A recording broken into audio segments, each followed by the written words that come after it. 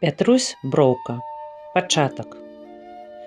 Над намі тостаў не гукалі, калі жыццё мы пачалі, адны матулі даглядалі, і гэтак шчыра, як маглі, не пакідалі нас ніколі, на працу неслі на руках, пад гоман жыта ў жытнім полі лажылі спаць у таганах.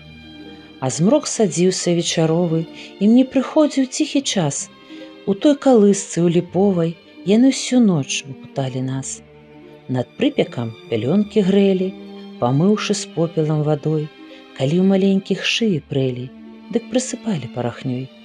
Каб маці нашыя ў хаціне не зналі ў працы перашкод, нам сусла з хлеба і сахарыны надоўга затыкалі рот. А выпадала пакідалі, ці мала вёсцы розных спраў, нас паясамі спавівалі, каб кожны ціхенька ляжаў. Ды паясы нас не стрымалі, і нам прыходзіў час устаць. Мы на іржышчы пачыналі нагамі босымі дыбаць.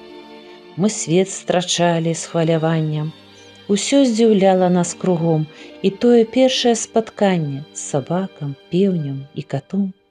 І чырвень яркая зарніцы, і чорнай ночы цішыня, і бору шум, і звон крыніцы, і першы роскат перуна.